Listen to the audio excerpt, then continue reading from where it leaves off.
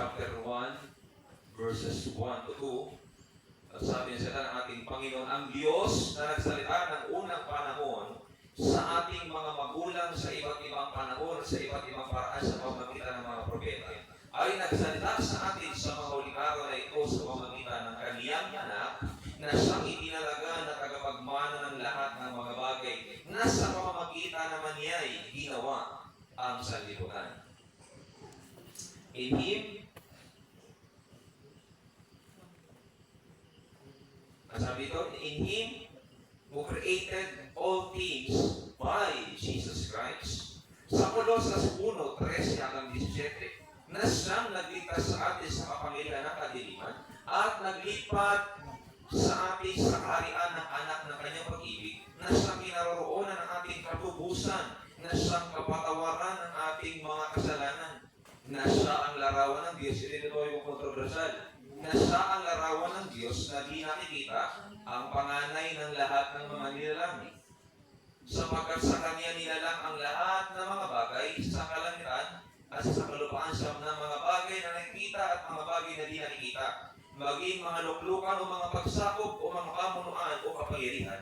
Lahat ng mga bagay ay nilalang sa pamamagitan niya at ukol sa Kanya. At siya'y una sa lahat ng mga bagay at ang lahat ng mga bagay ay nangabubuhay dahil sa Kanya. Isa pang talata, Efeso 3:9. Ito, ibinibigay ko lang yung talata, pinaka-premise o kaunang talata ng Biblia para alam natin saan tatakbo yung ating pag-aaral. 3:9 ng Efeso, at may pakita sa lahat ng mga tao kung ano ang pahigi katiwala sa iwaga, na sa lahat ng panahon ay inilihim ng Diyos na lumalang ng lahat ng mga bagay. Pero then, who created all things by Jesus Christ. Now, ang tanong na gusto natin pag-aralan ngayon at gusto natin malaman, ano ang itinuturo ng Biblia sa tanong na nilikha ng Diyos ang lahat ng bagay sa pamamagitan ng anak o sa pamamagitan ni Kristo Jesus? Kasi lalabas parang dalawa ang Diyos. Amen ba? Sa kayo ba kayo sa pagkaunawa, mga kapatid? Lalabas sa talata na binasa natin, merong ama at may hiwalay na anak. Amen? Pero ito pa talaga ang ituturo ng Biblia na mayroong dalawang Diyos at magkahiwalay na persona. Alam natin sa Biblia, mga kapatid. Paunahin ko na po sabihin, sa pag-uunawa ng talata, mga kapatid, pinaka-the best na dapat gawin, basahin ang buong konteksto.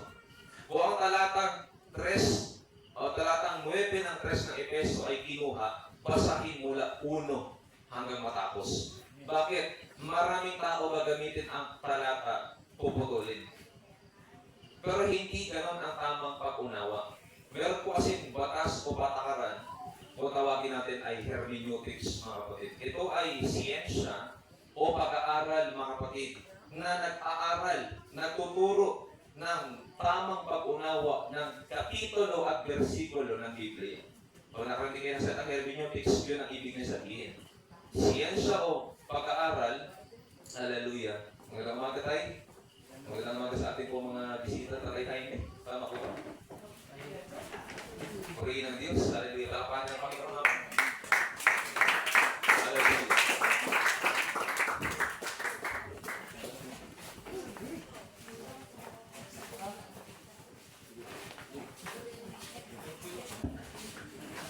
Kaya mo sila na nag-uwi? Oo, tinigil ka. Naglalakad ka. So, sige, welcome natin mamaya mga kapatid. Hallelujah. Enjoy lang muna tayo. Masaya kami, nakasama ka namin. So, sabi mo kanina, sa tono kasi ng talata ng Biblia ay parang merong hiwalay na ama sa anak. Amen? At sabi ko rin kanina, na sa pag-unawa ng Biblia, basahin lahat ng talata para makuha natin ang pinag-uusapan. Amen? Para makuha natin yung tamang pinag-uusapan doon sa kapitulo. Amen? Kasi kung gagamitin natin isang talata, maliligaw talaga tayo, mga kapatid. Halimbawa, may mga paniniwala na hindi na daw dapat itaguyod ang bautismo. Kasi ang katwiran, ang ginagamit na talata, 3:16 ng 1. So isang talata lang. pagka ginamit talaga yun, maliligaw talaga ang tao. At sabi talaga na hindi na dapat ang bautismo. Pananampalataya lang. Pero babanggain ang Marcos 16:16. Babanggain ang unang Pedro 3:21 hanggang 22. Babanggain mga kapatid ang Roma Kapitulo 6. Maraming talata mga kapatid. Alam niyo po, isa sa natutunan ko sa akin, isang great defender ng Pentecostal, si Dr. David Bernard. Isa sa mga natuto ako sa kanya mga kapatid, yung tamang pag-unawa ng talata. Kahit gumagamit siya ng talata sa ibang kapitulo, yung konteksto mismo pabor sa kanyang sinasabi. Kaya natutunan ko, mga kapatid, na gusto ko ibahagi sa inyo, pagpasahin ng talata, buo talaga. Amen? Buo talaga, mga kapatid. At hanapin natin yung tamang pag-unawa dito. Ang ginagamit natin pag-unawa ay kung tawagin ay apostolikong pag-unawa. Apostolic interpretation. Pag sinabing apostolikong pag-unawa, ito ay tumutukoy mga kapatid sa pagbabase. Pagbabase sa bagong tipan at lumang tipan. Amen? Kasi hindi natin dapat kalimutan, merong luma. Bakit nagkaroon ng bago? Kasi merong luma. Nanggaling ang bago, ang programa ng bago galing sa luma. Ang katuparan ng ginawa ni Jesucristo sa bagong tipan, nahayag ito sa bagong tipan, na pinagmulan at pinagbasihan lumang tipan. Kaya dapat ang tao at ang lingkod ng Diyos na mga ngaral ng salita ng Panginoon, partikular sa doktrina, dapat ituring niya na ang lumang tipan kasama. Amen? Amen. At ito yung gagamitin natin ngayong paraan ng pag-unawa, apostolikong pag-unawa.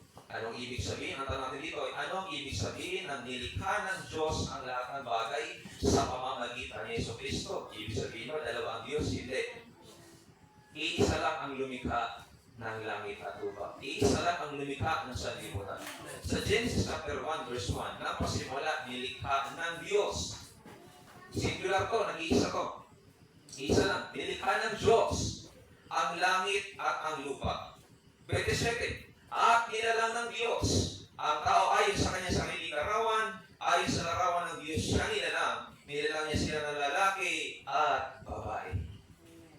Diyos. Malakas dos Diyos. Hindi mapapatunay na isa lang ang lumikha sa atin. Malakas dos Diyos. Wala baga tayo lahat na isang ama? Hindi baga isang Diyos ang lumalang sa atin? Bakit tayo nagsisigawan ng paglililo bawat isa? Laban sa kanyang kapatid na nilalapastangan ng tipan ng ating mga magulang. So sabi ng Propeta Malakias, iisa lang ang Diyos na lumikha sa atin. Isaiah chapter 37 verse 16. O Panginoon ang mga po na Diyos ng Israel na nakaupo sa mga kerubin, ikaw ang Diyos, ikaw lamang sa lahat ng kaharian sa lupa, ikaw ang gumawa ng langit at lupa, hindi kayo. Amen. Tumutukoy lang sa ikaw. Singular pronoun, tumutukoy sa isa. Ikaw.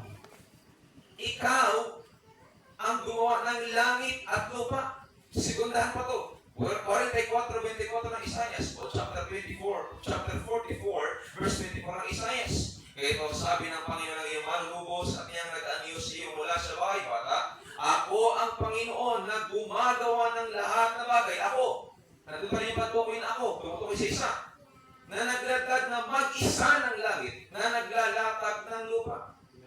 So, lumang tipan pa lang yun, mga kapatid, hallelujah, ay busog na po tayo sa patunay na meron na mag-iisang lumikha sa atin. Amen.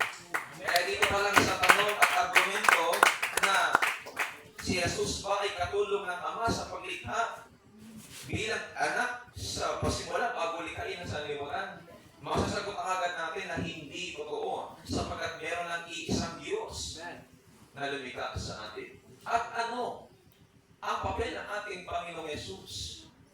Hallelujah, sa paglikha. Malalaman natin mamaya na ang naglikha at ang ating Panginoong Yesus ay iisa lang din, mga kapatid. Buksan natin ang Biblia sa Pahayag, chapter 21, verse 7. Ngayon, bigay ko sa inyo talata kung medyo mabilis, kailangan natin matapos ng oras. 21:7 ng Pahayag, ang magkatagumpay ay magmamana ng mga bagay na ito, at ako'y magiging Diyos niya, at siya'y magiging anak ko. Ang nagsasalita dito, mga kapatid, ay ito'y pangitain. Kasi John ang binigyan ng revelation o pangitain ng mga bagay na mangyayari sa hinaharap maging ang kanilang kapanahunan. At ang sabi, ako'y magiging Diyos niya at siya'y magiging anak ko. So kung tayo ay anak ng Diyos, ang tawag natin sa Kanya ay Ama. Sa katunayan, tinutukoy dito ni Juan, si Yeso Cristo. Na si Yeso Cristo kapag naging Diyos natin, tayo magiging anak niya at siya'y magiging ama natin. Amen. So, sa makatuwid, indirectly o hindi man tuwira na sabihin, pero kaya natin patunayan sa talata din ito na si Jesus ang siyang ama at siya rin ang manlilikha. Marami pa yan mamaya, mga kapatid. Mababasa natin. Saksi tayo sa mga ngaral at pagtuturo ng mga saksi ni Jehovah. Magbabanggit na ako ng relihiyon, pero gagamitin lang natin mga kapatid para matukoy yung kanilang aral. Hindi natin aatakihin ang kanilang pamunuan, ang kanilang paglilingkod, yung maling aral ang atin pong pupunahin. Sapagkat naniniwala ang mga saksi ni Jehovah na mayroong dakilang Diyos si Jehovah, mataas, kataas-taas ng Diyos ito. Katumbas ito ni Yahweh, kaya lang ang Diyos na kanilang Diyos na nililingkuran ay Jehovah, pangalan. At mayroon pang isang Diyos na anak itong Jehovah, si Jesus Christ. Parang lalabas mga kapatid, mayroon pong senior na Jehovah at mayroong sa kanyang sakop na si Jesus na mighty God. Itong isa almighty, ang isa mighty God. Ilan na pa ang Diyos ngayon sa kanila? Dalawa. Pero kung Biblia ang ating pag-uusapan, ginagamit din kasi nila itong reference, itong 1:15 ng Colossus. Siya ang larawan ng Diyos na dinikita ang panganay sa lahat ng bagay. Kaya tinitindigan nila, dalawa ang Diyos. Si Jesus Christ, nilikha lang. Tingnan niyo po. So, ba to? Si Jesus Christ daw ay nilikha lang ni Jehovah. At pagkatapos ng likhain, siya nang lumikha ng sanlibutan. Hindi ito sinusuportahan ng Biblia. Bakit? Isa lang ang lumalang. Amen. Ang ating Diyos na siyang ating Ama. Ngayon, hinanap ko sa pahayag, mga kapatid. Buksan niyo ang inyong Biblia sa pahayag 1:8. Meron katuruan dito patungkol kay Alpha at Omega. Alpha, wikang Grego to, ibig sabihin Alpha, pasimula, Omega, bukas. Welcome, Nay. Enervin. Good morning po. Ang sabi ng 1:8 ng pahayag, ako ang Alpha at ang Omega, sabi ng Panginoong Diyos, ngayon at nang nakaraan at sa darating, ang makapangyarihan sa lahat. Amen. Sa King James Version, yung Biblia natin ginagamit, ito ang nakasulat. Ang sabi ng kataas-taasang Diyos, si Yahweh, siya ang Alpha at ang Omega, ang pasimula at ang bukas. Tingnan ko ngayon sa New World Translation ng Jehovah's Witnesses. Ginamitan lang ng terminong Jehovah, pero ang content gano'n din. Ang sabi nila sa kanilang Biblia, English yun eh. Ang sabi sa Tagalog, I am Jehovah. Pinakalagay, I am Jehovah. Ako si Jehovah, ang Alpha at ang Omega. Yung kataas-taas ang Diyos. Amen?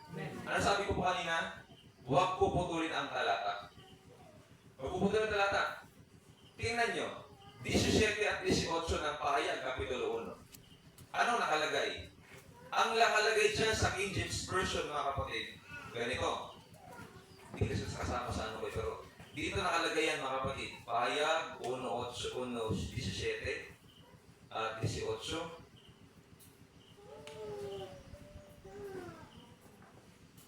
Natututo tayo, mga kapatid. Nagigits natin. Nawa, huwag ko yung mainit, mga kapatid. Hallelujah.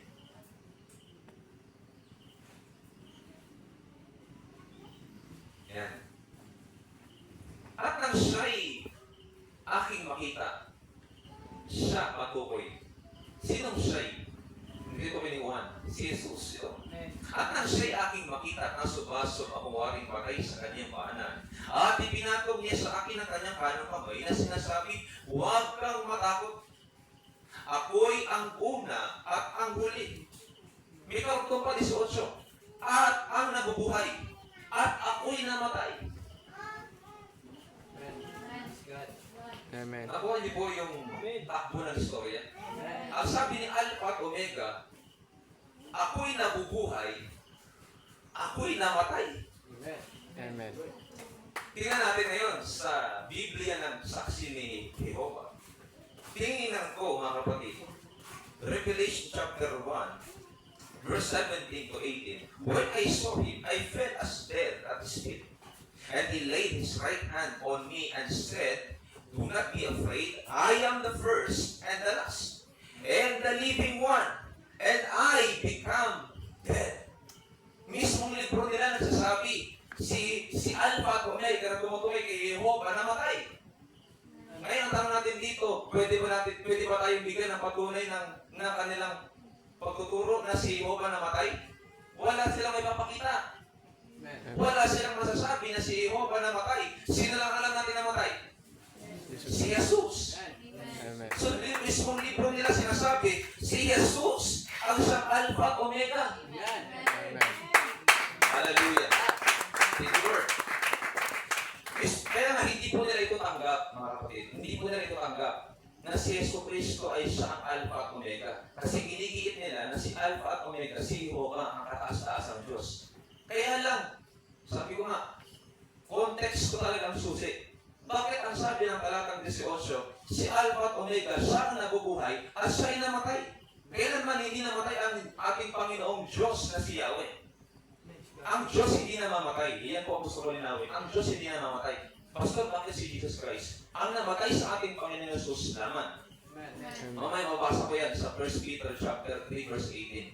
Yung laman ang namatay, hindi yung kanyang pagiging Diyos. Kasi ang Diyos hindi namamatay. So mismo kahit ang King James Version at ang newer translation ng saksi ni Jehovah, sang-ayon na si Jesus Christ ang Alpha at ang Omega. Amen. So lalabas din sa kanilang libro kung tatanggapin nila, itong dalawa, isa. Amen. Kaya doon sa ikikiit din nilang panganay sa lahat ng bagay, dito pa lang mag-question na talaga ng maigi, mga kapatid. Ngayon, huwag na po kayo matakot kumarap sa kanila. Meron tayong laban. Gamitin natin Biblia nila para mapatunayan natin mali ang kanilang itinuturo. Amen? Amen. Hallelujah. Purihin ang ating Panginoon. Natutunan tayo, mga kapatid. Ano po ba kayo? Amen. Hallelujah. Isa pang patunay na si Jesus ang nanlikha bilang Diyos. Juan 1:10. Siya'y nasa sanlibutan, Jesus. At ang sanlibutan ay ginawa sa pamamagitan niya. At hindi siya nakilala ng sanlibutan. Ano sabi? And the world was made by Him. At ang sanlibutan ay ginawa sa pamamagitan niya. Made by Him. Nakakita kayo ng isang aklat na sinulat ng isang manunulat o author. Di ba pag ang author ang gumawa ng isang aklat, nakalagay doon sa kanyang libro, written by, alam mo, pag ako gumawa ng isang libro, nilalagay ko doon, written by Jair Buenafe. Isinulat ni Jair Buenafe. So, ikabit natin dito sa argumento na ito na ang sanlibutan ay ginawa sa pamamagitan niya. Tagalog. Pero English, and the word was made by Him. Tumutukoy sa ating Panginoong Jesucristo. Sabi, ginawa daw ang sanlibutan sa pamamagitan niya ang ating Panginoong Jesucristo. So, siya ang manlilikha. Siya ang tinutukoy ni Isaias, ni Malakias, na iisang Diyos na lumikha ng lahat ng bagay. Amen. Naku natin mga kapatid. Tuloy pa natin. Kaya doon sa Colosas 1:15 na siya ang larawan ng Diyos na di nakikita, ang pangalan ng lahat ng mga nilalang. Ang ibig sabihin nun mga kapatid, si Jesus bilang tao, siya ay isa sa pagka-Diyos ng Ama. Sila ay hindi dalawa, sila ay iisa. Masyado lang komplikado ito kung gagawin natin literal. Pero kung ipapaunawa ito ng Panginoon, kasi alam niyo mga kapatid, itong bagay din na ito, hindi lang nangangailangan ng masusing pag-aaral. Ang kailangan din dito kapahayagan sa Diyos para madepensa mo na ang aral na ito na ang pagiging isa ng ating Panginoon Jesus ay hindi gawa-gawang aral, kundi mula sa Biblia mga kapatid. So sa pamamagitan niya nilikha ang sanlibutan. Sa Gawa 3:15, at inyong pinatay ang lumikha ng buhay. At inyong pinatay ang lumikha ng buhay. Si Jesus, yung pinatay. Ikinapento kasi ni Apostol Pedro, doon sa mga nakasaksi sa mga apoteksto, itinuturo ni Apostol Pedro na si Jesus ang nagpagaling doon sa lalaking pilay. Alala niyo yun? Alala niyo yun? Yung sabi ni Pedro at ni Juan, tila kami ko ay wala kami. Pero isang bagay bibigyan namin sa pangalan ni Jesus Cristo na taga-Nazaret, lumakad ka. Amen? So yun ang sabi ng Apostol Pedro. Nangaral siya sa mga tao na inyo pinatay ang lumikha ng buhay. So itutukoy niya si Jesus na manlilikha ng lahat ng bagay, maging ng buhay, na binuhay ng Diyos na maguli sa mga patay. Mga saksi kami ng mga bagay na ito. Inyong pinatay ang nagbibigay buhay. Mayroon pa ako naalalang talata sa Biblia o senaryo. Ang sabi ng Panginoon sa mga Pariseo, gibain ninyo ang templong ito. Itatayo ko sa loob ng 3 araw. Amen. So kaya naniniwala tayo na ang bumuhay sa ating Panginoon sa Kristo ay ang kanyang Espiritu Santo. Walang ikatlong personang tumulong sa kanya para siya'y buhayin, kundi siya mismo bilang Ama at bilang Espiritu Santo. Siya ang bumuhay ng kanyang sarili mula sa mga patay. Doon sa salita, gibain ninyo ang templong ito at itatayo ko sa loob ng 3 araw. Amen. Nakuha natin mga kapatid. 1-9. Sige, yan lang natin. I-note lang natin.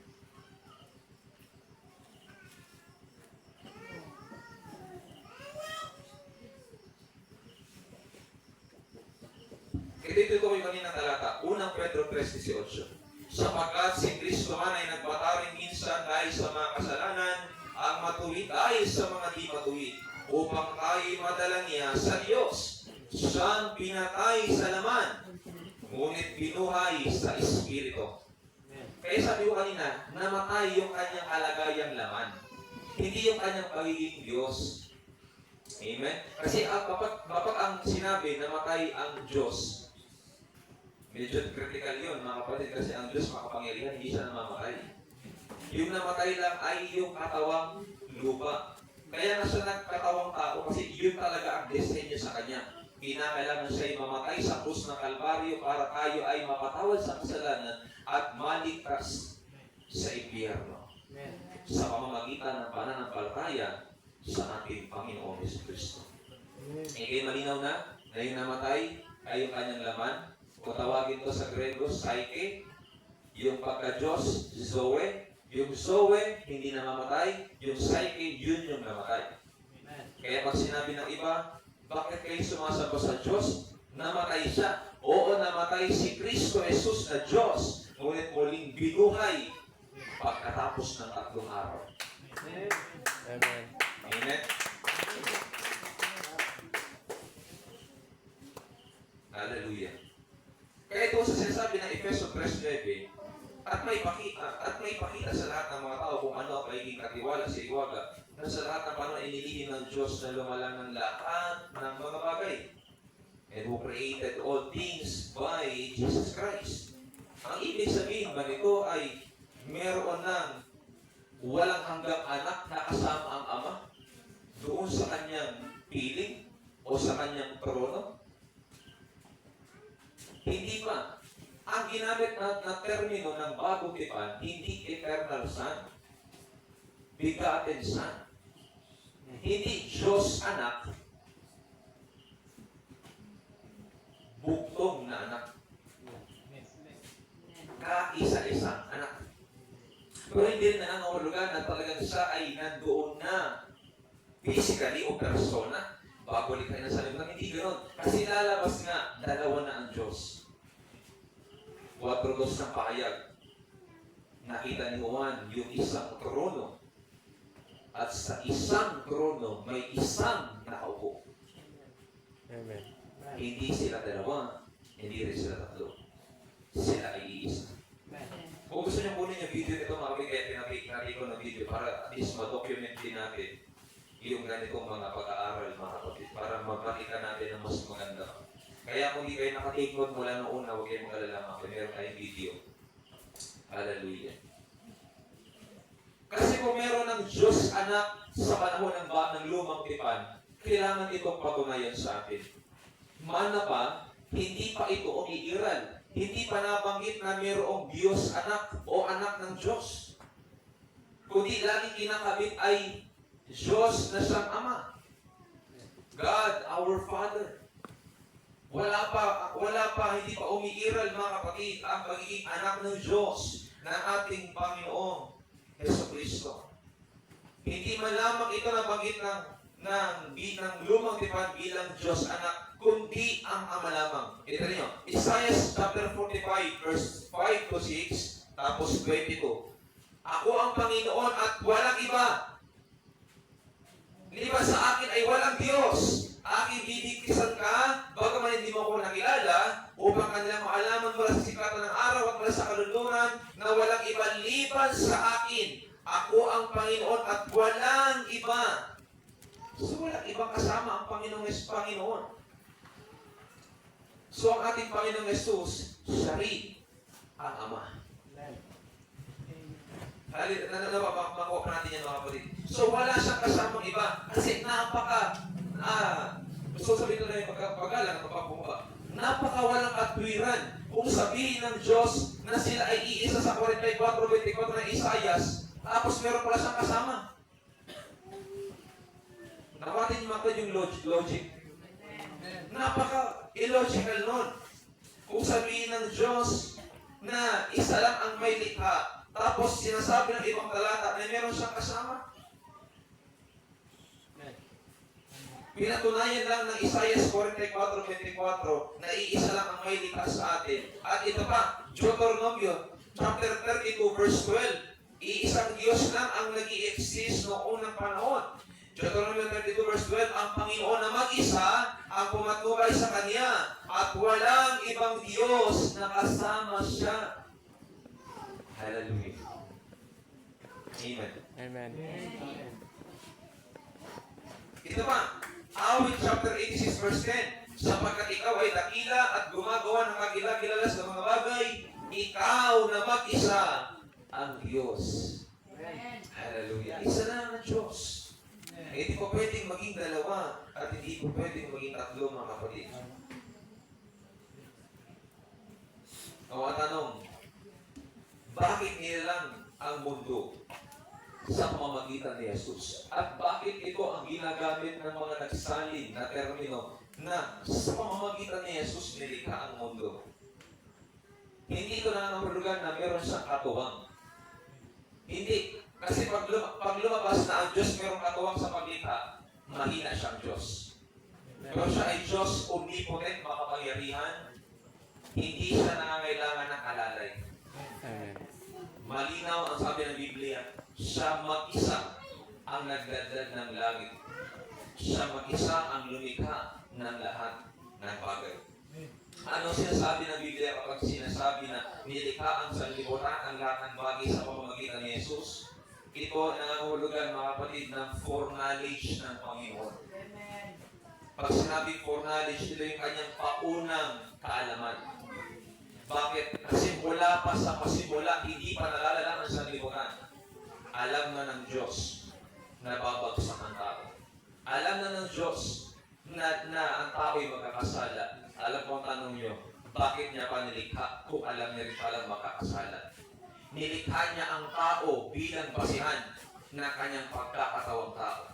Ulitin ko, nilikha niya ang tao para maging basihan ng kanyang pagkakatawang tao. Amen.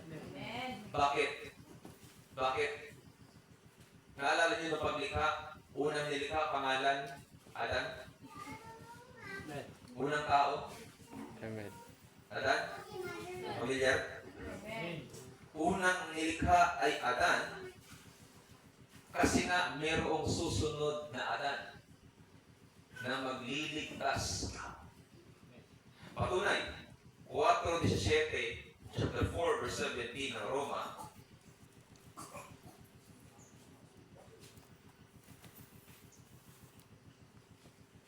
ay dito naman tayo. Gawa 2. Gawa chapter 2, verse 22 to 23. Kayo mga lalaking taga-Israel, pakinggan ninyo ang mga salitang ito. Si Jesus na taga-Nazaret, lalaki pinatunayan ng Diyos sa inyo sa pamamagitan ng mga gawang makapangyarihan at mga kababalaghan at mga tanda na ginawa ng Diyos sa pamamagitan niya sa gitna ninyo. Gaya rin ang nalalaman ninyo. Siya na ibinigay sa takdang pasya at paunang kaalaman ng Diyos. Ito yung foreknowledge ng tinutukoy ko. Sa foreknowledge ng Panginoon, nasa isipan niya na magkakatawang tao ako. Kasi ang tao ay magkakasala. Kinakailangan mayroong sumagip. Kinakailangan mayroong magligtas sa kanila. Pinatunayan ko na kanina pa na hindi nagkaroon ng ikalawang persona na anak ang ama. Kundi yung anak ay umiiral sa kanyang foreknowledge, sa kanyang paunang kaalaman. Babagsak ang tao, magkakasala ang tao, magkakatawang tao din ako. Amen. Amen? Kaya ito nabanggit ko kanina yung Adan.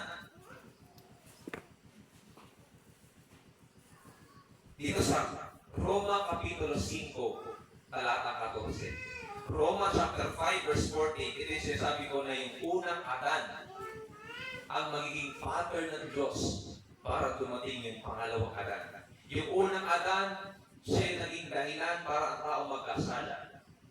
Yung pangalawang Adan, siya yung dahilan para patawarin ang nagkasala. Amen. Basahin natin. Bagaman ang kamatayan ay naghari mula kay Adan hanggang kay Moises, kahit doon sa hindi nagkasala man ang tulad sa pagsalangsang ni Adan, na siyang anyo niyakong darating. Ibang salin, si Adan ang anyo ng isang darating. Sino dumating? Si Yesu Cristo. Amen. Kaya pag sinasabi ng Biblia, nilikha ang bagay sa pamamagitan niya, foreknowledge ito ng Panginoon na ang ginamit niyang basihan ay ang kanyang creation para maganap yung kanyang pagkakatawang tao. Amen. Kaya yung tinawag niyang unang nilikha, Adan, bilang unang tao na ginawa. Kasi darating yung pangalawang Adan sa ngalan ng unang Adan. Kaya nga anyo. Si Adan ang anyo ng darating. O sinabing anyo, larawan. Siya yung anino, type and shadow ng darating na Kristo na magliligtas sa sangkatauhan. So may basahan tayo doon sa foreknowledge o paunang kaisipan, paunang kaalaman ng ating Panginoong Jesus. Ito ba sa Isaiah 46, talatang 9 at 10, inyong alalahanin ng mga dating bagay ng una sapagkat ako'y Diyos at walang iba liban sa akin. Ako'y Diyos at walang gaya ko na nagpapahayag ng wakas mula sa pasimula at mula ng mga unang panahon ng mga bagay na hindi pa nangyayari. Ganun kasi ang Diyos hindi pa sa typical na kaisipan ng tao. Sa tao hindi pa nangyayari, sa Diyos nangyayari na. Kaya nga sabi niya, ako yung Diyos na nagpapahayag mula ng wakas mula sa pasimula. Sa tao hindi pa nagpapasimula, hindi pa natatapos. Sa Diyos nagsimula na at nagtapos na. Naalala niyo sa Isaiah, ang kaisipan ng Diyos ay malayo kaysa kaisipan ng tao. Ang plano ng Diyos ay malayo kaysa kaisipan ng tao. So ito yung kanyang foreknowledge. Ito yung kanyang paunang kaalaman. Nakita na ng Diyos. Alam niya na, babagsak ang tao, magkakasala ang tao. Pero nilikha niya ang tao para maging basihan niya ng pagkakatawang tao. Nawa na nakukuha natin mga kapatid. Hallelujah.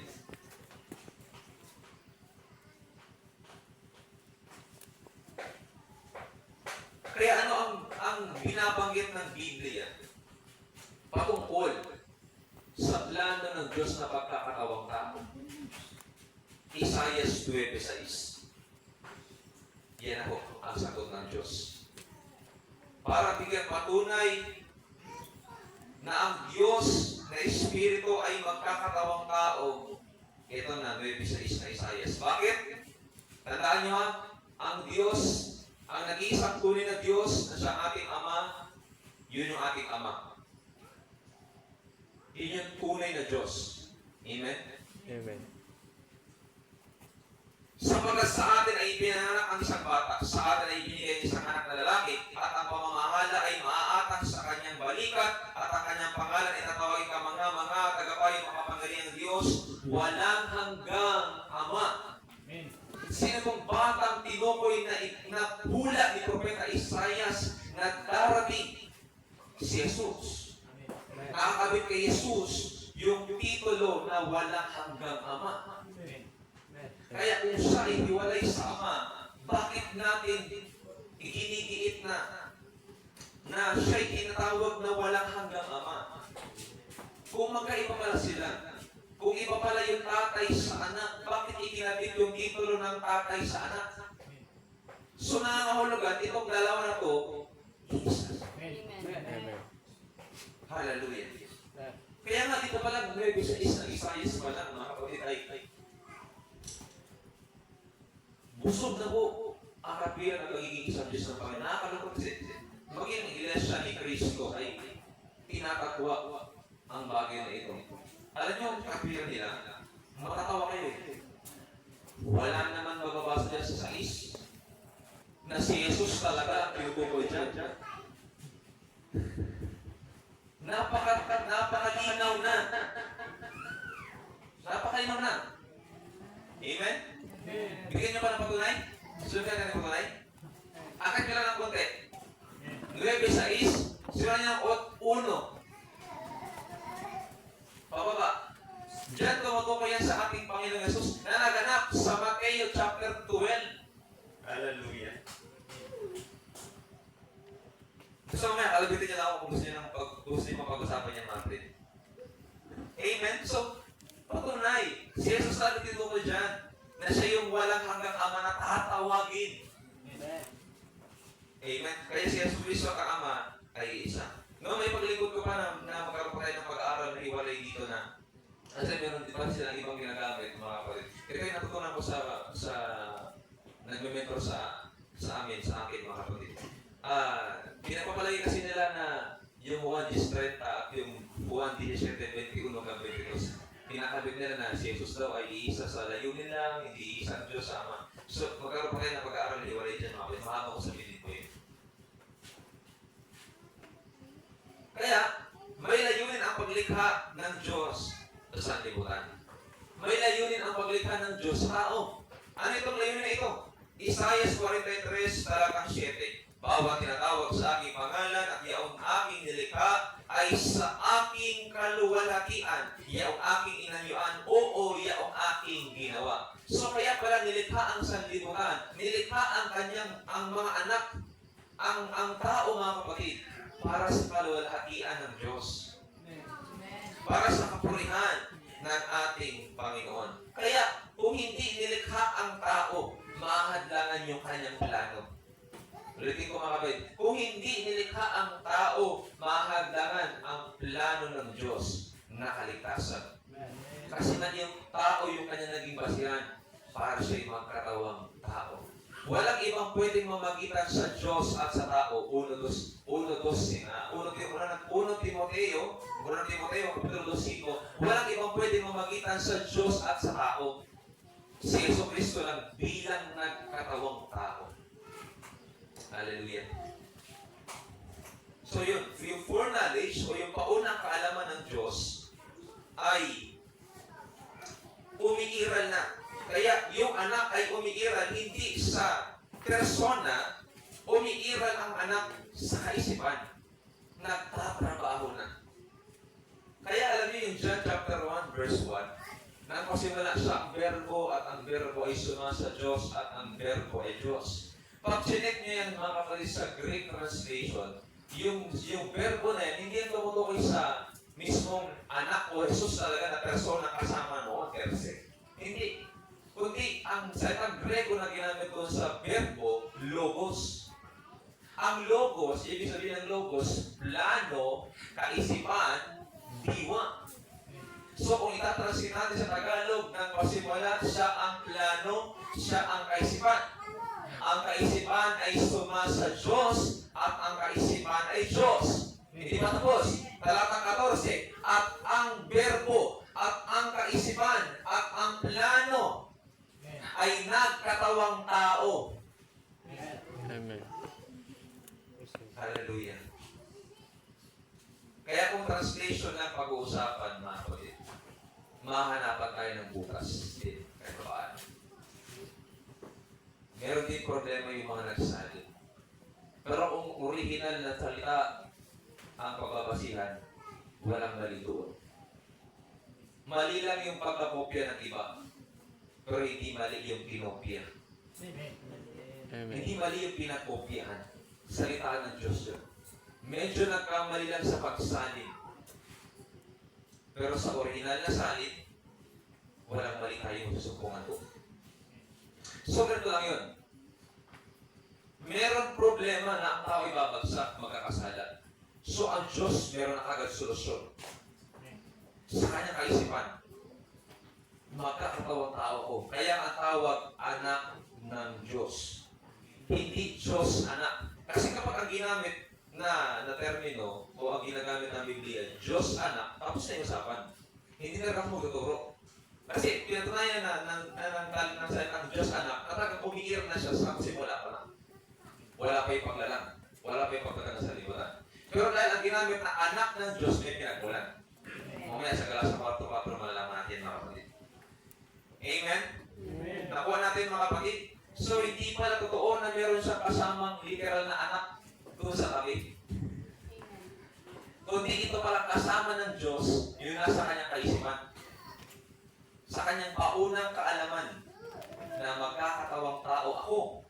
Kaya nga sabi ng Panginoon mga kapatid, sabi ng Panginoon sa 1 Timothy 3:16, dakila ang hiwaga, iyaong nakayag sa laman. And without controversy, great is the mystery. God was manifest in the flesh.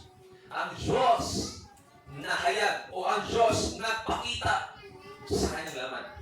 Amen. Hindi tumutukoy sa dalawa, kundi sa isa lang mga kapatid. Amen? Kasi sabi nga ng unang Timoteo 2:5, may isang Diyos at may isang tagapamagitan sa Diyos at sa mga tao. Ang taong si Kristo Jesus. Now, pag narinig niyo yung taong si Kristo Jesus, hindi ko rin ang mulugan na siya tao lang. Logic lang na simple. Bakit pa magkakatawang tao kung tao na sa una pa lang? Pero dahil ginamit niya yung katawan ng tao, ibig sabihin hindi siya nagkatao. Siya ay Diyos.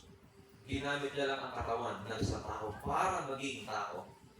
Bakit? Kasi kinakailangan may mamatay at magbuhos ng dugo. Ang Diyos is Espiritu. John 1:18. Wala nakakita sa Kanya. 1 Timothy chapter 6, verse 16. Ang Diyos hindi nakikita. Wala siyang laman. Wala siyang buto. Wala siyang dugo. So para siya ay magbuhos ng dugo, kailangan niyang maging tao. Amen. Sa katauhan ni Yesu Kristo. Amen. Kaya nung ang ating Panginoong Jesus ay nabuhay sa mga patay, wala sa libingan. Amen. Kasi yung katawang mismong namatay, yun din yung nabuhay na maguli sa pamamagitan ng Espiritu Santo ng ating Panginoon. Amen. Amen? Amen. Hallelujah. Kaya ito yung plano ng Diyos sa atin. So, na-resolve na natin. Kapag sinasabi ng Biblia na nilikha ang bagay, ang lahat ng bagay sa pamamagitan niya o sa pamamagitan ni Kristo, hindi tumutukoy na parang nilikha siya ng isa pang Diyos. Kasi pag ang takbo at ang kalalabasan, si Kristo nilikha lang, hindi siya Diyos. Hindi siya tatakbo at ang lalabas, hindi siya Diyos. Pero dahil siya ay Diyos, siya rin mismo yung manlilikha. Now, yung ginagamit na panganay doon sa 1:15, na panganay sa lahat ng bagay, kung tutuloy natin yung basa, doon sa 17, 16, 17 hanggang 18 ng Colosas Kapitulo 1, ang tumutukoy doon, siya ay panganay sa mga patay, panganay sa iglesia, panganay sa mga nabuhay na maguli. Amen. Amen. Ibig sabihin, panganay, tumutukoy sa kanyang pagiging tao, Amen. hindi sa kanyang pagiging Diyos. Kasi ang Diyos, ang sabi ng salita ng Panginoon sa Psalms chapter 90 verse 2, kung di ako nakakamali mga kapatid, basahin natin. Walang kasimula. Siya'y buhat sa walang pasimula. 90 ng awit. 90 yung pag naglako ka, walang bumili. So, no, Nobenta. joke lang. Nobenta. Pinapatawa ko lang kayo, mas seryoso po kayo. Awit chapter 90, verse 2, bago nalabas ang bundok, bago nilikha ang lupa at ang sanlibutan, mula nga nang walang pasimula, hanggang sa walang hanggan, ikaw ang Diyos. Amen. Wala siyang pasimula bilang Diyos. Hindi siya pwede sabihin panganay. Kasi siya nga, wala siyang pasimula. Wala siyang beginning. Pero sabi ng Alpha at Omega, siya yung nauna. Kasi wala naman tayong ibang Diyos. Itutukoy doon. Walang ibang Diyos iba sa kanya eh. Ako yung una. At wala rin huli. Kasi ako yung huli. Sabi ni Alpha at Omega, si Yahweh. So yung pangalan dito ko doon, talagang oo, amyan tayo. Kung kinakabit ito kay Kristo Jesus, di natin dinideny. Pero linawin, ano yung pagkapangalan niya ito? Amen. Para ba sabihin na panganay dahil nilikha siya ng Diyos at katabi ng Diyos? Hindi. Ang pagkapangalan niya dito ni Apostol Pablo sa mga taga-Colosas, siya ang pangunahin sa lahat ng nilikha. Siya ang pangunahin sa iglesia. Siya ang pangunahin sa mga patay at mula sa mga patay, siya ang pangunahin sa mga muling binuhay. Hindi naman tayo nag-disagree na talagang ang pangalan na ito ay tumutukoy sa ating Panginoong Jesus. Pero hindi sa kalagayan bilang Diyos, kundi sa kalagayan bilang tao. Amen. Kasi meron siyang dalawang kalikasan, tao at Diyos. Tapos 9 ng Colosas yan ang patunay natin. Nananaan kay Jesucristo ang buong pagka-Diyos sa kahayagan ng laman. Sa mababaw na salin, likas kay Kristo ang buong pagka-Diyos kahit na siya ay nagkatawang tao. Nawa na nakuha natin mga kapatid. Hallelujah. Hindi mo pwedeng ang Diyos siya talaga ang panganay. Kasi panganay talaga. Hindi, tumutukoy lang ito sa ating Panginoong Jesucristo bilang nasa naman. Amen? Bilang nasa naman. So, ganun tatakbo yung programa mga kapatid. Amen? Ganun tatakbo yung usapin.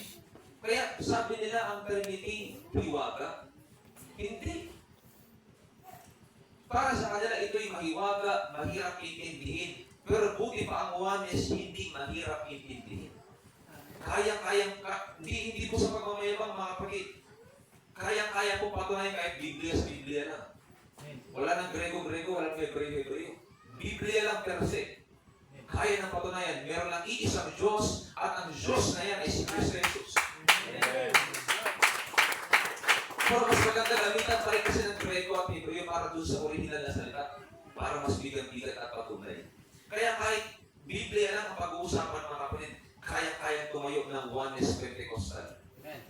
Na meron lamang isang Diyos at yan ang ating Panginoong Hesus Kristo. Mapapag-aralan pa natin yan. Yung tinig, yung kalapate. Gusto kong ibahagi sa inyo yan mga kapatid para alam natin kung ano ang ating isasagot at ano yung ating pag-aunawa yan ayon sa apostolikong pananaw at pagpapaliwanag.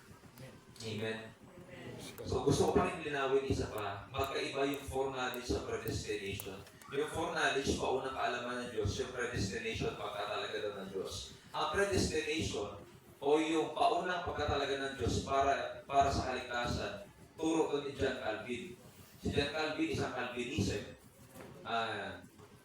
isa sa mga founder ng, sa history ba, siya isa sa mga founder ng Baptist, si John Calvin.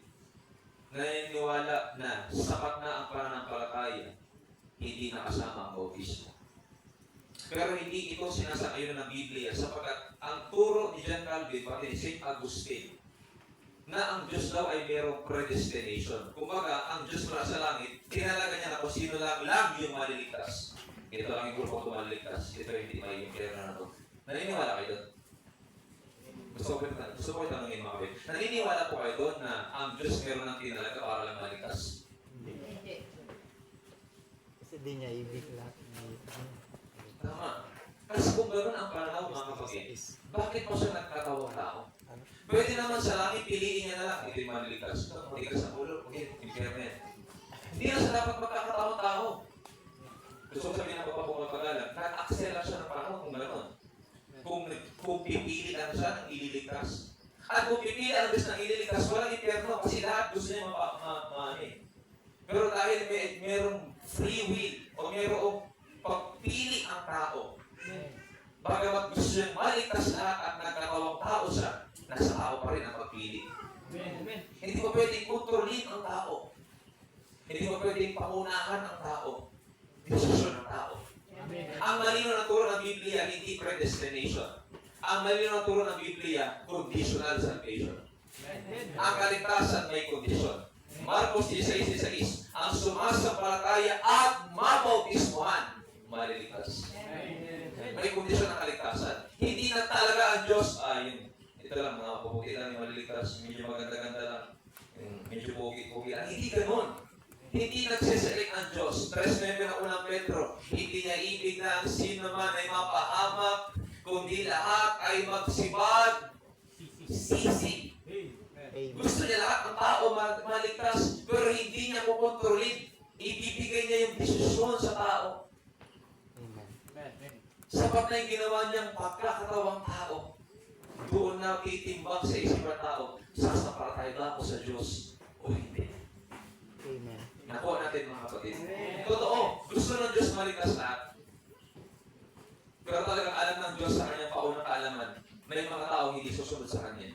At may mga tao talagang mapupunta ng impyerno. Hindi dahil hindi sila mahal ng Diyos. Mahal sila ng Panginoon, nilikha sila ng Diyos. Kaya nga siya nagkatawang tao pampalubog sa kasalanan. 6:23 ng Roma. Sapagkat ang lahat ay nagkasala, Walang ay sapagkat ang kabayaran ng kasalanan kamatayan. ay kamatayan. Datapwat. Yung datapwat, panibagong statement na dumudugtong doon sa negative. Datapwat, ang kaloob na walang bayad ng Diyos ay buhay na walang hanggan. Alala ko yung tanong tatay doon. Yung kanyang bisor ba yun? Yung kanyang katrabaho nagtanong, ano yung paborito mong talata? Ika sa kanya. Sabi niya naman, medyo na ako kay Biblia eh. Inaaral ko pa, binabasa ko pa. Sabi niya, ako hindi ko tatanungin, sabi ng bisor niya. Paborito mong talata, Roma 3:23. Anong kanya ng Roma 3:23? Sapagkat ang lahat ay nakasala at hindi nakaabot sa kalulalian ng Diyos. Sabi niya, kaya hindi ka na dapat magsimba kasi hindi ka nakarapat dapat eh. Naniniwala kayo doon mga kapatid? Pero nung gabi din yun, nasagot yung tanong.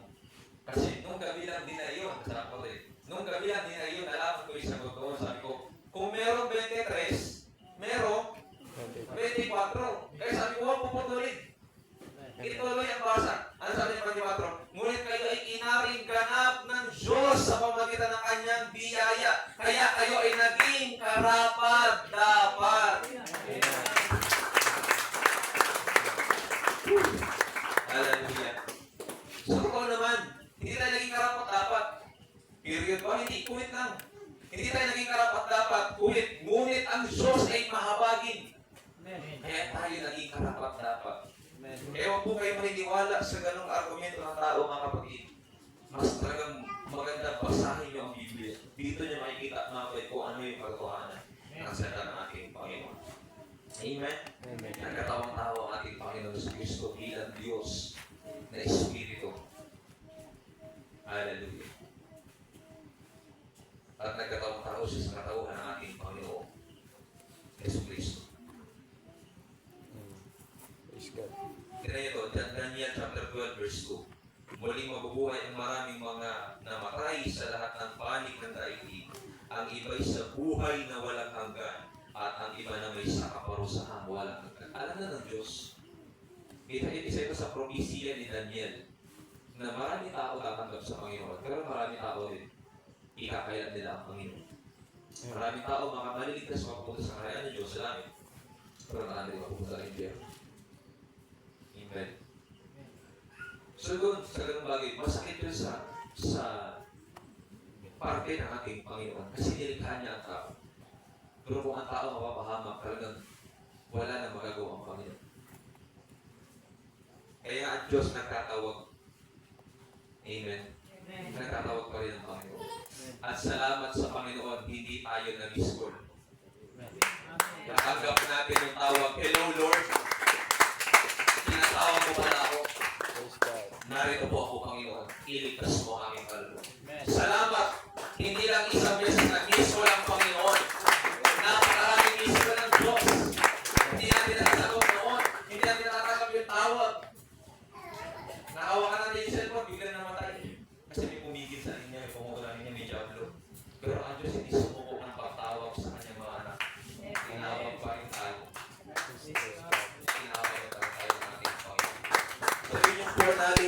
ating Panginoon mga kapatid. Hallelujah. Sa unang Pedro 1, chapter 18, verse 20, alam niyo kung ano ang pagtubo sa inyo sa walang magulang mamumuhay, na inyong minana sa inyong mga magulang. Ang pinatubo sa inyo, hindi ang mga bagay na nasisira o naubos, tulad ng ito o pilak, kundi sa pamamagitan ng mahalagang dugo ni Kristo, siya ang korderong walang bakit at kapintasan. Pinili na siya ng Diyos ang gawain ito bago pa nilikha ang daigdig. Hindi na mahulugan na nandiyan siya. Parang ganyan eh. Ngayon, ginagawa niya yung para sa higit. Mahal mo yung tao. Nakita yung mahal yung tao, nagkasala ka, mahal mo yung tao, bilang Diyos. Nakuha ka. Hindi gano'n. Hindi niya inutusan yung kanyang anak. Ano sabi? Inutusan yung kanyang sarili. Amen. Amen. Kaya nga doon sa 3:16 na unang Timoteo, God was manifest in the flesh. Amen. Juan 1:1 na pasimula siya ang verbo. Kaisipan, hindi ang plano. At yung verbo, nagkatawang tao. Hindi dalawa sila. Pareho lang ang ama. Parang kaya kung dinabos tayo ng dugo ni Jesus, kaya bawal ang dinuguan. Kasi napakasagrado ng dugo mga kapatid. Kasi sa lumang tipan, parang pa ni Noe, sinabi ng Panginoon, huwag kakain ng dugo. Hindi ng taba ng hayop. Bakit? Ang dugo ng lumang tipan ginagamit pang tubos. Kaya napakasagrado po nito. Kaya paumanin po sa atin mga talata lang ng Biblia, katotohanan lang. Kaya po bawal ang dugo. Bawal ang dinuguan. Kasi napakasagrado ng dugo. Ano kinalaman ito? Pagkain lang namin pastor. Ito ngayon. Binawalan po natin ang respeto yung dugo ni Kristo ng ligtas sa atin. Kahit dugo yan ng hayop, kahit dugo yan ng baka, dugo yan ng manok, dugo yan ng baboy, ang dugo ay hindi dapat kainin bilang pagrespeto sa pinatubos sa atin ng ating Panginoon sa Kristo. Ni magbenta, kasi magkikasakato din tayo doon. Ni magkatay, lalo na't kumain. Yan po ang tuturong Biblia. Mamaya, tanongin niyo mga kapatid, kausapin natin ang Biblia. Kung tuturong sa dugo na ito. Mula Genesis hanggang payag, may resusun natin mga kapatid. Mamaya, bibigyan natin yan. Tanongin niyo na ako, pala rin sa akin mamaya, mga kapatid. At least, ipakatingnan natin na hindi talaga tama ang ginagawa. Yun yung sign natin at yung sign ng Biblia mga kapatid. Amen? Amen. Okay na po? Amen. Kung natin kung meron ako kumakain mga nadaan, ito yung reino ng Diyos mga kapatid. So, buwan pala akong kontrol sa bagay nito. Kalooban ng Diyos, lagi ang masusunod at alipin tayo ng Panginoon. Kung ano sabihin ng Diyos, sabihin natin. Mga kapatid. Amen. Amen. Hallelujah. So, dalangin ko mga kapatid ay so, kaya nga, kung tanggapin po yan, salamat sa mga, pero kung hindi pa, sinasabi niyo po kung sinasabi ng Biblia mga kapatid. Kasi wala natin dahil sa pinagaling natin na paniniwala, hindi bawal ang dugo. Kasi lahat daw ng pagkain ay, ang dugo hindi naman pagkain. Hindi pagkain. Hindi po kasama ang pagkain, ang dugo sa pagkain na nilinis. Hindi po. Kasi ang dugo, kahit saan tingnan, hindi siya pagkain. Parte siya ng katawan tao. Parte siya ng katawan ng hayop. So hindi siya pagkain. Lahat hindi siya kinakain. Amen. Kaya hindi talaga pwede ang dugo mga kapatid. Amen? Amen. Hallelujah. Meron pa katuwaan na sinasabi na yung anak ay nasa sinapupunan na ama. Sa Juan 1:18, hindi ko lang makamali. Yung anak daw ay nasa sinapupunan. So parang ang labas, ang ama nagbuntis. Hindi tayo naniniwala doon. Bakit? Ang Diyos hindi ko lang tao nagbubuntis. Ang Diyos ay Espiritu. Wala rin po nakakaalam na eksakto niya ni itsura ng kanyang eksaktong kalagayan. Pero isa lang ang gusto natin masabi mga kapatid. Hindi siya katulad ng tao. Amen. So kung para sabihin na ang anak ay nasinapunan ng ama, ano ibig sabihin kung na siya hindi anak? Yun yung gusto ko malaman. Yun yung gusto ko may sabi sa akin. Ano ibig sabihin dito ng aking Panginoon? Siya hindi pinanganak at siya'y nasa sinapunan. Tingnan nyo. Sa Hebreo chapter 1 verse 5 to 6, sapagkat kanino nga sa mga anghel sinabi niya kailanman, ikaw ay aking anak, ikaw ay aking ipinanganak. Ngayon, tingnan mo natin. Napansin niyo ba? Sapagkat kanino nga sa mga anghel sinabi niya kailanman, ikaw ay aking anak, ikaw ay aking ipinanganak. Ngayon, ibig sabihin, nauna pa ang mga anghel bago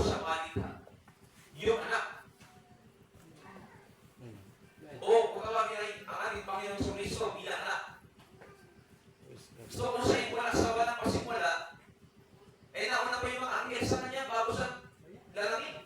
Kung nilikha siya. Amen. So hindi totoo na siya ay guwang eternal na nag-i-exist o na umiiral na agad sa bagong sa lumang tipan kahit wala pa yung paglalang. Tuloy pa natin.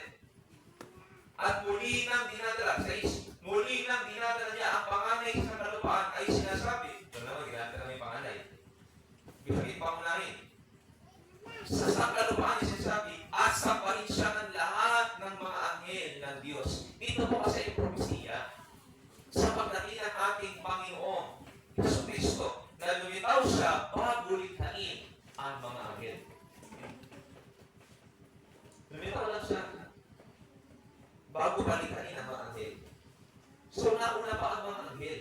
Saan siya nagkaroon ng sinapupunan? Hindi sa tiyan, sa kaisipan ng Diyos. Doon sa kanyang paunang kaalaman. Ang ginamit lang na termino sa nagsasalit Tagalog, sinapupunan. Ibig sabihin sa piling. Kinain nga? Kasi po, ang sinapupunan na ang na tawag ng literal na chat, sa Lucas chapter 16, yung mayaman si Lazaro namatay sa piling na Abraham. Ang ginamit nila termino, nasa sinapupunan. Ibig sabihin ba si Lazaro nasa sinapupunan ni Abraham? Sa Lucas na chat? Hindi. Hindi pwedeng mangyari yun, mga kapatid. Hindi pa pwedeng mangyari yun. Amen? Hindi pa pwedeng mangyari. Amen. Ginamit lang ang sinapupunan. Bakit? Para ipakita yung terminong Tagalog na nasa piling. So si Lazaro nasa piling ni Abraham, hindi sa sinapupunan literal. Maging ang anak ay nasa sinapupunan, hindi literal nasa tiyan, kundi nasa kaisipan, nasa piling ng Diyos Ama. Amen. Amen. Hallelujah. Hindi pa ba kayo lahat ng Ito. Galasa 4:4. Datapwat ang dumating ang kapanahunan ay sinugo ng Diyos ang kanyang anak. Ito yung pinangahawakan lalatigin ni Brother Eli Soriano. Na eka, ang Diyos sinugo niya yung anak. So mayroong anak at mayroong ama. Hindi naman natin tinutulan, mga kapatid. Ulitin ko po. Hindi natin tinutulan na mayroong ama at mayroong anak. Kaya lang, hindi tayo naniniwala na hiwalay ang ama sa anak. Doon tayo naniniwala. Tanggap natin ang ama at ang anak. Bakit? Ito ay titulo ng nag-iisang Diyos. Kaya alam nyo, pag sinasabing Ama, Anak at Espiritu Santo, ang ibig sabihin nito, mga kapatid, ito yung gampanin ng nag-iisang Diyos na siya'y nahayag bilang Ama, manlilikha at dumangka ng lahat ng bagay. Bilang anak sa ikadudubos na kasalanan ng tao at bilang Espiritu Santo na magbibigay ng kaaliwan at bagong buhay. Amen. Titulo ko ng nag-iisang Diyos. Kaya nga, ang bigat dito, bautismo. Ito talaga yung panlaban ko eh. Ito yung panlaban natin. Meron pa nga tayong pastor na Pentecostal, sabi niya, kung meron 1 milyon, ipupost ako. Patunayan na ang bautismo ay sa pangalan ng Ama, ng Espiritu Santo. Pero doon na hayag na yung tatlo ay may pangalan at ang tatlong iyon ay isa lang.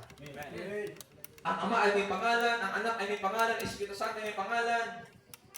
At ang pangalang iyon ay si Jesus 4:12 na nahayag mula sa langit. Bautismo lang.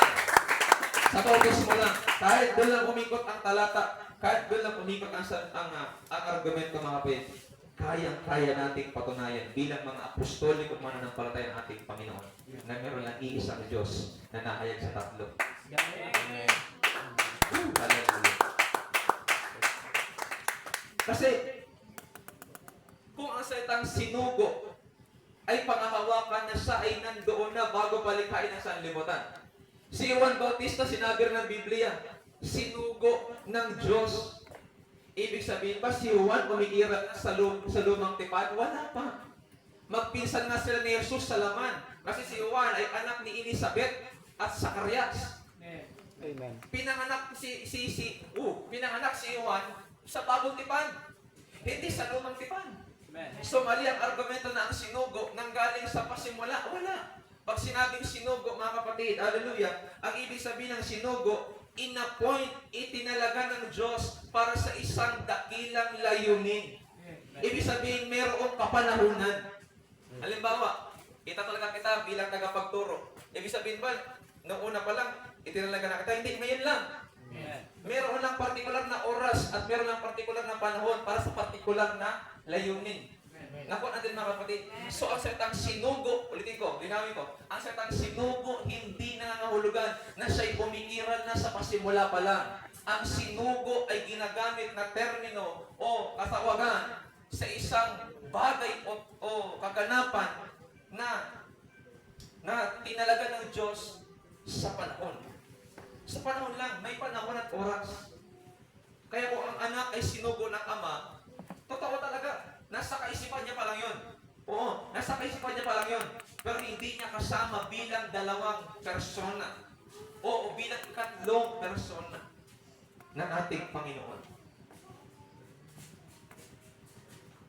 Ang pagsugo ay appointed time ng Diyos para sa isang espesyal na layunin. Ang ating Panginoong Jesus ay tinawag na apostol sa Hebreo chapter 3 verse 1. Kaya nga mga banal na kapatid, mga may bahagi sa pagkatawag ng kalangitan, inyong isipin ang apostol at dakilang saserdote na ating kinikilala si Jesus. Tinawag siya apostol. Bakit ang ibig sabihin ng apostol? Sent. Sinugo. By appointed time. So hindi siya umiiral sa sinapupunan literal ng Ama. Hindi. Ito'y nasa paunang kaisipan ng Diyos. Doon siya nahayag. Doon siya unang ipinakita, mga kapatid. At pangalawa, pag sinasabing sinapupunan, naganap ito hindi sa panahon ng lumang tipan o panahon pa ng bago pa yung pagkalika. Ang sinapupunan, kinakabit ito kay Maria bilang kanyang ina sa laman. Pag sinabi kasi sinapupunan, sino ba ang naging dahilan ng kanyang pagiging laman sa tiyan ni Maria? Ang sabi ng Mateo chapter 1, lililing sa iyo ang kataas-taasang Diyos. Amen? Amen. At ang isisilang mong bata ay sa pamamagitan ng Espiritu Santo. So siya ay nasa sinapupunan ni Maria, yes, sa laman. Pero naging tao na. Pero bago pa siya maging tao, siya muna ay naging Espiritu Santo. Nasa ideya, nasa kaisipan ng ating Panginoon bilang isang Diyos at nahayag lang bilang laman. Patunayan natin, Galatia 4:4, datapwat nang dumating ang kapanahunan ay sinugo ng Diyos ang kanyang anak na ipinanganak ng isang babae na ipinanganak sa ilalim ng kautusan. Nawa ay makuha nito. Sa ilalim ng kautusan, hindi pa bago ang sanlibutan. Kasi pag sinabing ipinanganak bago ang sanlibutan, ibang usapan na po yun. Ibig sabihin, pag umiira na siya, wala pa yung kautusan. Pero ipinanganak siya sa ilalim ng kautusan. Kaya nga ipinanganak siya noong panahon ni Maria. Bilang tao.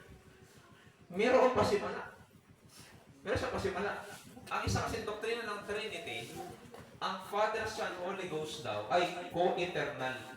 Ibig sabihin, wala pa yung sanlibutan, nandiyan na silang tatlo. Yun yung kanilang paniniwala. Yun yung kanilang pananaw. Nandiyan silang tatlo. Nagkakaisa sila, co-equal, nagkakaisa, co-eternal. Ibig sabihin, wala pa sa pasimula, nag-iisisa sila.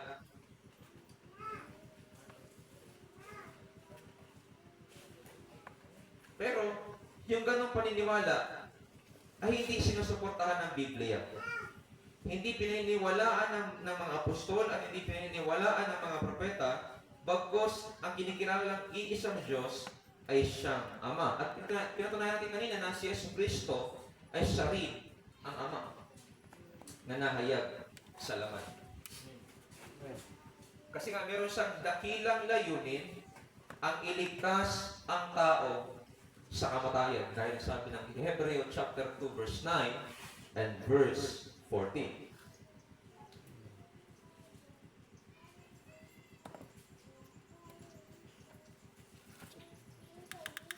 Kaya itong bagay na ito, mga kapatid, ay nahayag na. Natapos na. Bilangin ko po ulit, ang pagiging anak ng ating Panginoong Yesus may pasimula at mayroong pagwawakas. Kasama yan doon sa inahanda kong lesson para sa susunod nating pag-aaral doon sa John 10:30 at John 17 verse 21-22. Doon natin makikita mga kapatid. At doon ko mababanggit yan. Yung bagay po na yun. So, ito'y nahayag na. Ito'y tapos na. Nagkatawang-tao ang ating Panginoon Jesus para sa ating kasalanan. Kaya tayo naglilingkod ngayon. Kaya tayo ay naligtas sa biyaya ng ating Panginoon Jesus. Nakuha niyo po? Amen. May tanong? May tanong po kayo mga kapatid? Napakahaba ho ng ating pag-uusap. Baka may tanong po kayo. Pastor, may tanong mo sa Pastor. Sige po.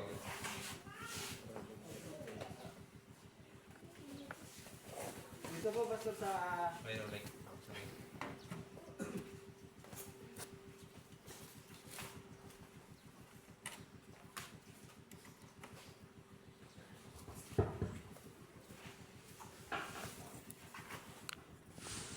May tanong po, Pastor. Tayo po ay, di ba, lumatis po sa tubig. Dapat po po malaman po sa...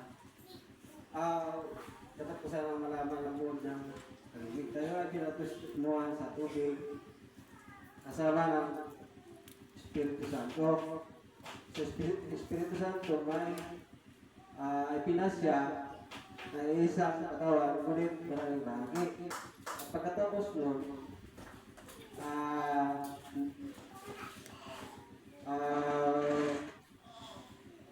may tinuro sa atin ang pinakamabuti sa lahat, ang pag-ibig.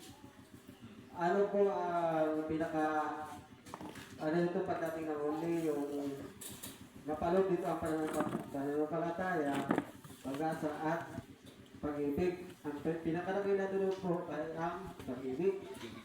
Yun po mas yung dapat po sanang malinawan sa katanungan ko. Na kung ano yung mas matimbang sa tatlo? Hindi ba? Hindi, na malinaw din po sa akin, Pastor, yung pinakalikali talaga yung Pag-ibig, oo. Ano po Yung yung dalawa ko yung gusto kong bakit po naging tatlo sila sa pag-ibig na yun. Bakit naging tatlo? Yung parang pinagpipilian. Tatlo po kasi yun, di ba, naka-add na.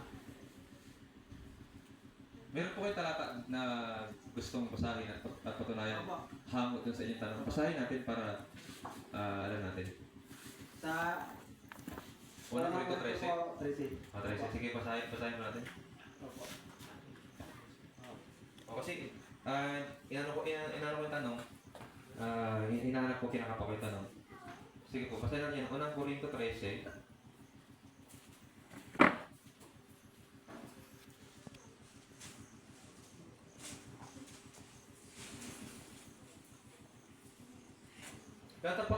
Datapat ngayon na natili ang tatlong ito, ang pananampalataya, ang pag-asa, at ang pag-ibig.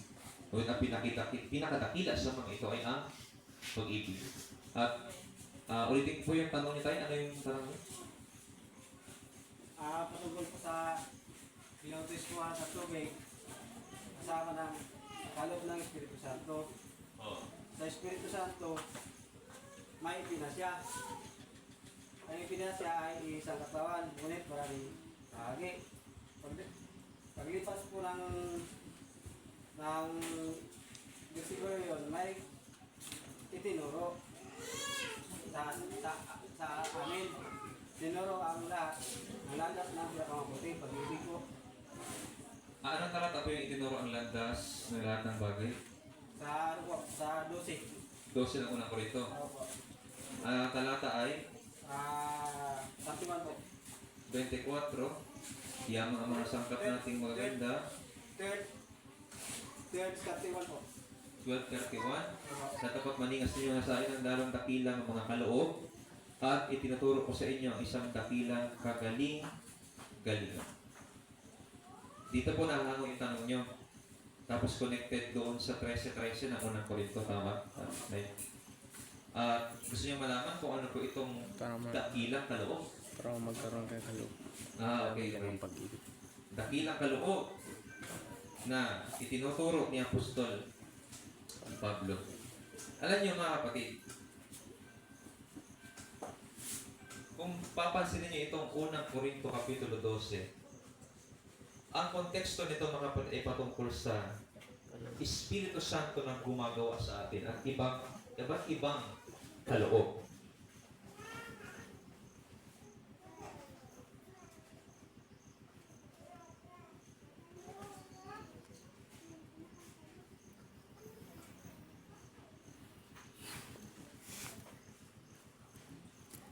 Yan.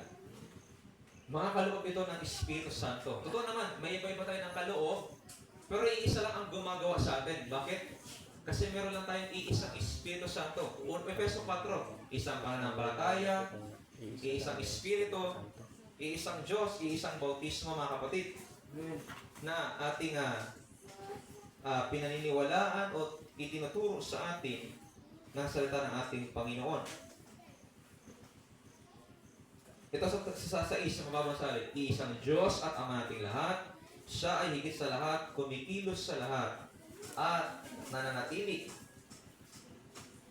Para mas maintindihan natin, start tayo ng 4. Okay, basahin ko na sa una. Medyo mahaba lang ito mga kapatid. Ephesians chapter 4, Efeso 4, 1-6. Kaya't ako na isang bilanggo dahil sa Panginoon ay nakikiusap sa inyo na mamuhay kayo gaya ng nararapat sa mga tinawag ng Diyos. Kayo'y maging pagpakumbaba, mahinahon at mataga, magmahalan kayo at magpasensya sa isa't isa. Sikapin ninyong mapanatili ang pagkakaisa ng kaloob ng Espiritu sa pamamagitan ng kapayapaang nagbubuklod sa inyo.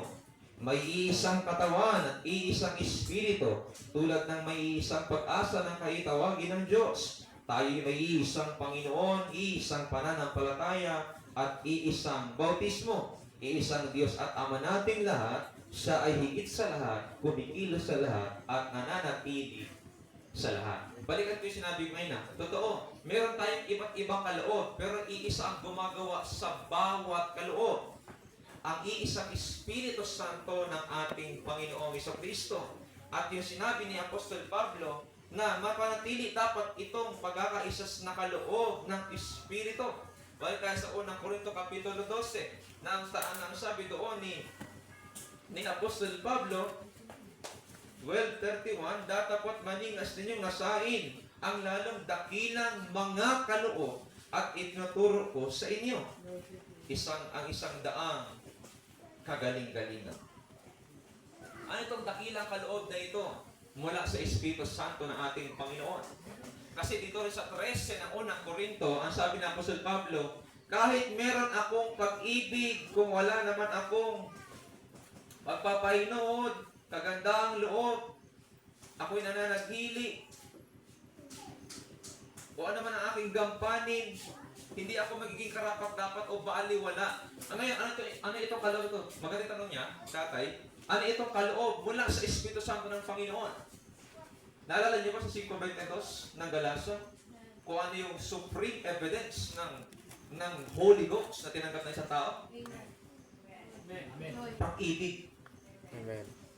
Sapagkat ang bunga ng Espiritu Santo ay Pag-ibig. pag-ibig. Ito yung higit na kaloob na gusto ni Apostol Pablo na itinuturo niya sa mga apostol, sa mga alagad, sa kanilang mga kababayan. At ang pag-ibig ay kaloob ng Espiritu Santo. Ibig sabihin, bunga, ipinagkakaloob ng Panginoon sa kanyang mga anak. Na, kaya nga doon sa 12, kung magsalita man tayo ng iba't ibang wika, magsipanghula ang lahat sa atin, kung wala naman tayong pag-ibig, baliwala ang lahat. Pag-ibig pa rin. Kaya doon sa 13 ng unang Korinto, ang higit sa lahat sa tatlo, pag-ibig. Kasi kahit may pananampalataya ka, kung wala kang pag-ibig, baliwala. Kung may pag-asa ka at walang pananampalataya at walang pag-ibig, baliwala. Sabi diba ng kanta, pag-ibig nga ang susi ng lahat. Amen. Ito yung kaloob ng Espiritu Santo na dapat mapasa atin, na dapat nating taglayin bilang isang Kristiyano. Bakit? Ang pagsasalita ng iba't ibang wika, ito'y magpapatibay sa ating sarili. At ang pagpapahayag ng propesiya o hula ay papatatag sa iglesia ng Diyos. Sabi ng 2 Korinto Kapitulo 12. Pero higit pa man sa mga bagay na yan, meron tayong dapat na maging kaloob sa ating Panginoon. Yung pagkakaisa sa ngalan ng pag-ibig. Amen? Hallelujah. Dalayan ko rin sa Panginoon, meron tayong iisang hangarin at iisang pagkakaisa. Although hindi tayo magkakasundo dito mga kapatid, may mga iba tayong paniniwala, may iba tayong prinsipyo, may iba sa atin siguro galit sa pastor, may galit sa miyembro. Pero ganun pa man, dalangin ko magkaroon tayo ng iisang espiritu sa Panginoon. Amen. Lagi ko naman po ito sinasabi, pinapating sa atin. Lumalaro ang gawain ng Diyos, kailangan magbuo tayo. Amen. Meron ba akong sariling paniniwala? Meron akong against sa paniniwala ko? Isang tabi natin yan. Halang-alang sa hangarin ng Diyos at misyon ng Panginoon, magkaisa tayo. Amen. Ngayon, kung hindi tayo okay, kung hindi ka okay sa akin, maaaring ako hindi rin okay sa'yo, huwag natin idama yung gawain ng Diyos. Amen? Amen. Personal na bagay na yun. Ang hiningi ng Diyos, mga kapatid, yung pang-spiritual, hindi pang-personal. Pang-spiritual na bagay, alang-alang sa gawain ng Panginoon. Sa ngalan ng pag-ibig mula sa ating Panginoong Yesus na ipinagkaloob sa atin. Woo! Palakpakan natin ang Panginoon. Kabusog ba? Ang haba na? Medyo mahaba. Yung ating pong paumanhin, mga kapatid, medyo napakaba. Pero, salamat sa Panginoon. Dahil kahit na medyo mahaba, alam ko natuto kayo mga kapatid. Amen. Hindi pa nagtatapos ang lahat dyan, mga kapatid. Pwede niyo po akong kausapin sa bagay na yan. Pwede tayong mag-aralan sa bagay na yan para mas maunawaan pa ninyo, mga kapatid. Palakpakan po natin ang ating Panginoon. Natutulog po ako. Praise God. Hallelujah.